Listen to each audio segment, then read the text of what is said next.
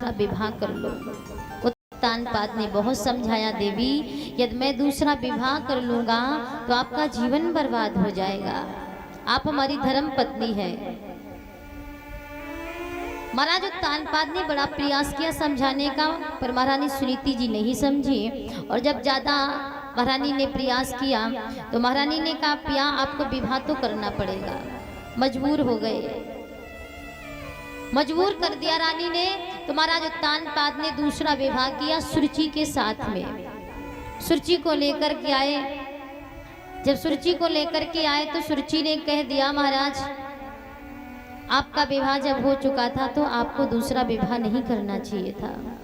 उत्तानपाद ने बताया, देवी हमारी मजबूरी थी, हमारी बड़ी रानी सुनीति नहीं मानी, क्योंकि हमारे कोई संतान नहीं थी।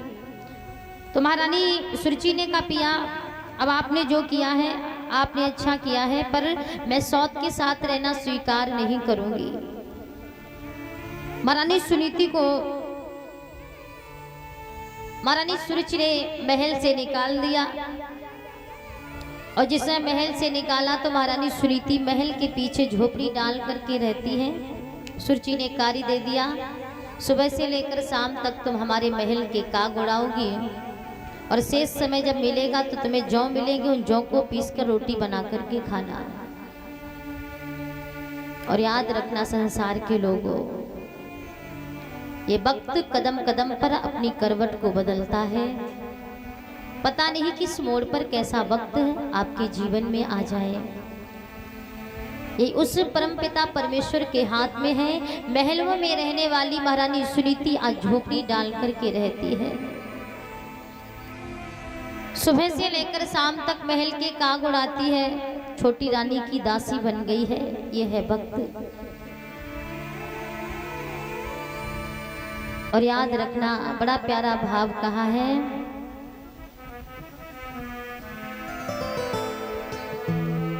समा सब दिन होती नए की समान, साधो समय बड़ा बलवान। क्या सोचो क्या हो जाता है, राजताज सभी खो जाता है। क्या सोचो क्या हो जाता है, राजताज सभी खो जाता है। कांटों पर जो चल पाते हैं, गिर कर वही संभल जाते हैं। यही है जीवन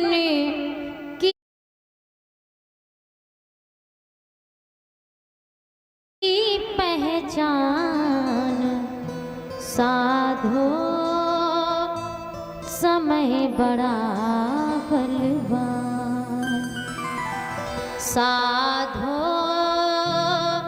समय बड़ा बलवान। पांचों पांडव दर दर भटके, संग द्रौपदी नारी। साधु समय बड़ा बलवान। सब दिन होते नए के समान। महारानी सुनीति झोपड़ी डाल करके रहती है, छोटी रानी की सेवा करती है। धीरे धीरे समय व्यतीत हुआ, परमात्मा की इच्छा हुई और ईश्वर की इच्छा से दोनों रानियां गर्भवती हो जाती है। दोनों ने एक एक पुत्र को जन्म दिया। बड़ी रानी सुनीति ने ध्रुव जी को जन्म दिया, छोटी ने उत्तम जी को जन्म दिया। एक दिन दोनों साथ में खेलते हुए राज दरबार में पहुंच गए। उत्तानपाद ने महाराज ध्रुव जी को उठाया, गोद में बिठा लिया। सुरुचि को पता चला, दौड़ करके राज दरबार में आई और महाराज ध्रुव जी को राजा की गोद से उठा करके पटक दिया और कहा, अभागे, तेरी औकात नहीं है राजा की गोद में बैठने की। इतना ही राजा की गोद में बैठने का तुझे शौक था, इतनी लालसा थी, तो तूने मेरी कोख से जन्म क्यों नहीं ले लिया था? जा, चला जा यहां से अभागे, और जाकर के भगवान की तपस्या करना। भगवान जब प्रसन्न हो जाए तो उनसे कहना कि मुझे माता सुरुचि की कोख से जन्म दे दे।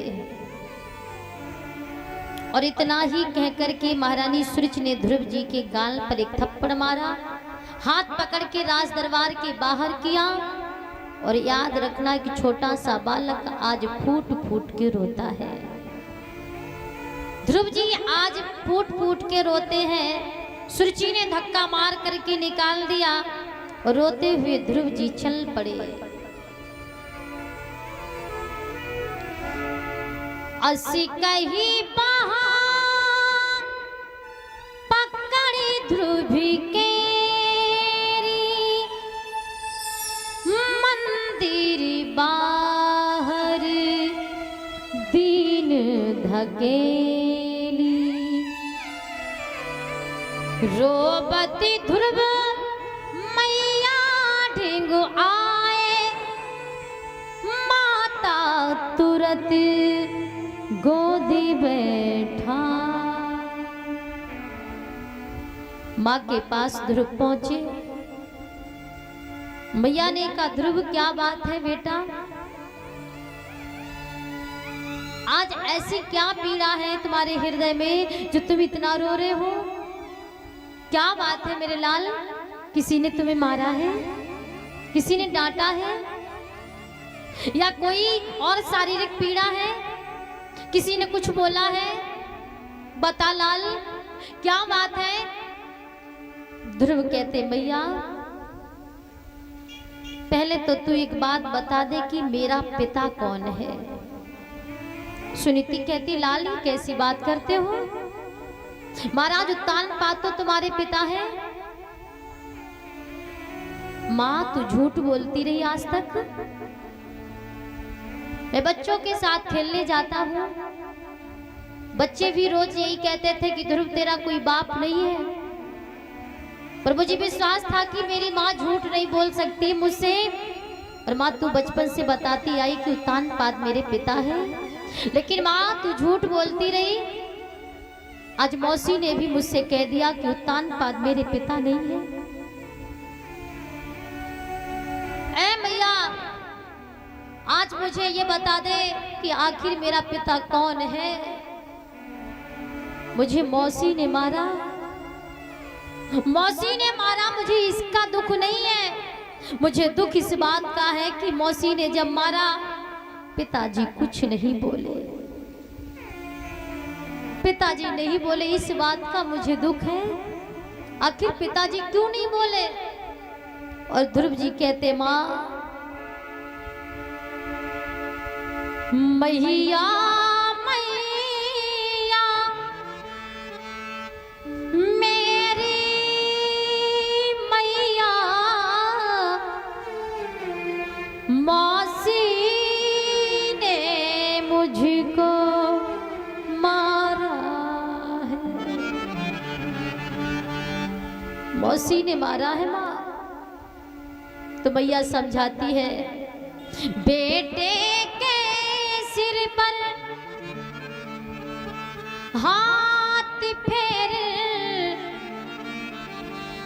तभी कहा दुखारी माता ने, बेटा सुखी कैसे मिल सकता जब दुखी लिख दिया विधाता ने। बेटा तेरी मौसी ने तुझसे सत्य कहा। बेटा ध्रुव तेरी मौसी ने तुझसे क्या कहा? ध्रुव ने कहा, माँ मेरी मौसी ने मुझसे कहा कि उत्तानपाद मेरे पिता नहीं है, और कहा अगर महाराज उत्तानपाद की गोद में तुझे बैठना है तो जहाँ जाकर के भगवान की तपस्या कर, और भगवान जब प्रसन्न हो जाए तो उनसे कहना कि माता सुरुचि की कोख से जन्म दे दे। और जैसे इतना कहा, ध्रुव जी ने कहा, माँ मौसी बहुत गलत है, मौसी बुरी है।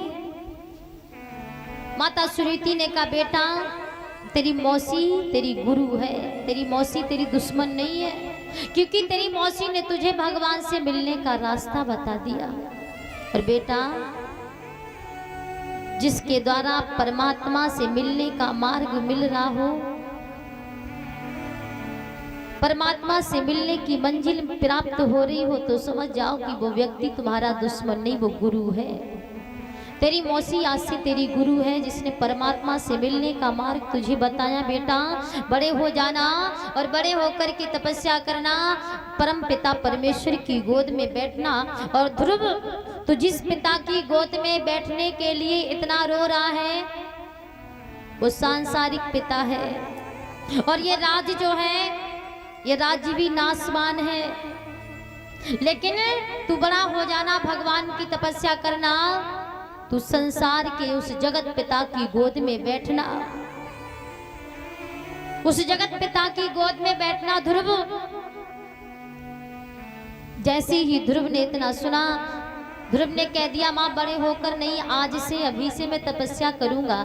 मैया ने बहुत रोकने का प्रयास किया, पर 5 वर्ष का ध्रुव आज अपने पिता की नगरी छोड़ करके चला गया। और जब चला तो ऐ मेरी माताओं, मेरी बहनों, मेरे भाइयों, नारद जी को पता चला ध्रुव तपस्या करने जा रहे हैं। तत्काल सामने आए। नारद जी ने कहा, ध्रुव कहाँ जा रहे हैं? बोले तपस्या करने।